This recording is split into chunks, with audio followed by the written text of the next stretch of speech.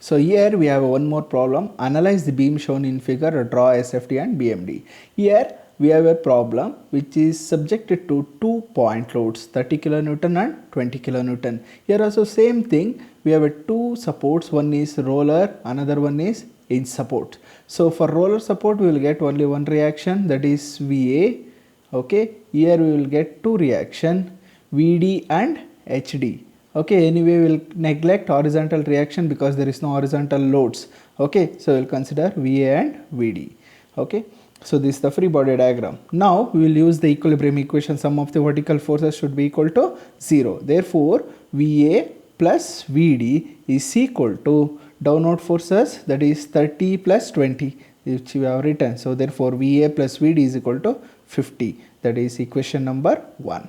Okay, now so let us take sum of the moment about point A should be equal to 0. Taking the moment about A is equal to 0, let us come from right side, that is VD into perpendicular distance is how much? 2 plus 3 plus 2, totally 7 meters. So it will create anti-clockwise moment about point A. So I will take minus VD into 7 plus, because this 20 kilonewton will create a clockwise moment, so 20 into 5.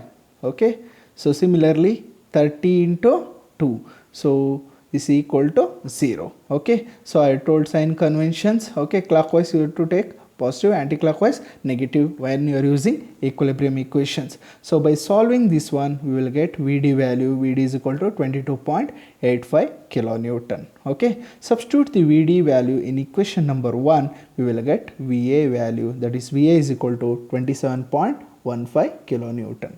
So now let us go for shear force values. Initially it will be 0. At A, 27.15 kilonewton is pushing upward, that means you have to take positive, that is at shear force at A is 27.15 kilonewton. Between A to B there is no loads, so shear force up to B it will remain same, that is 27.15 only. Okay, at point B there is a 30 kilonewton acting downward, so therefore 27.15 minus 30, it will become minus 2.85. At point B shear force is minus 2.85.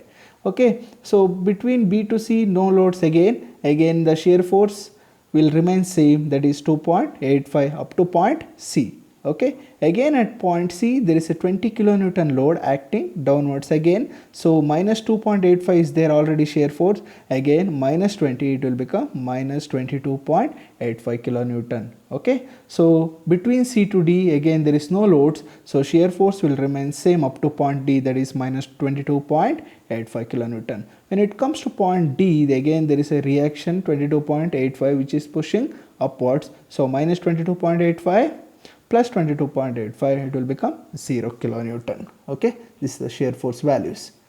Let's calculate bending moment values. So now support A and D are end supports and both are simply supported only. Okay, if the end supports are simply supported, roller arranged, bending moment is 0 until unless if there is a external moment. So A and D is calculated. Now we have to calculate bending moment at point B. So from calculating from left side, so there is only one vertical force, that is VA 27.15. What is the perpendicular distance? 2 meter. Okay, so 27.15 into 2 meter, so it will create a clockwise moment positive, so it will is 54.13. 54.3 kilonewton meter. Similarly, we have to calculate bending moment at C.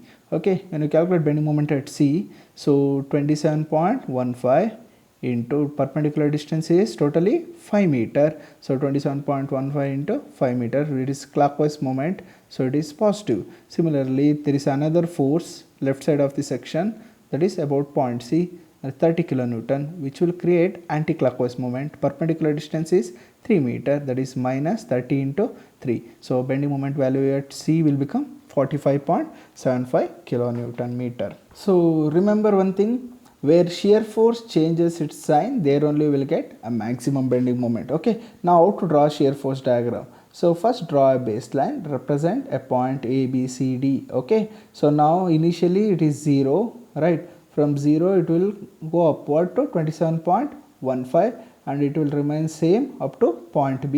Again it will push downward by 30, it will become minus 2.85. Again it will remain same up to point C. Okay, again it will push downward by minus 20, so totally it will become minus 22.85, and it will go straight up to point D. So again at point D there is another force, it will push upward reaction, minus 22.85 to plus 22.85, it will become 0. Okay, so above the baseline positive and below the baseline negative. Okay, this is what shear force diagram. And remember one thing, wherever shear force changes its sign, there only will get maximum bending moment. Here shear force changed sign at point B. Okay, so there only you got a maximum bending moment. Okay, now how to draw bending moment diagram? Similarly draw a baseline. Okay, so at A it is 0, D is also 0. Okay, at B it is 54.3, at C it is 45.75. Okay, so all are positive, so I have taken the line upward. Okay, so now bending moment will vary linearly, join the points to points linearly. Okay, okay, so all are positive only, so write positive. So this is bending moment diagram. Okay, that finishes the problem.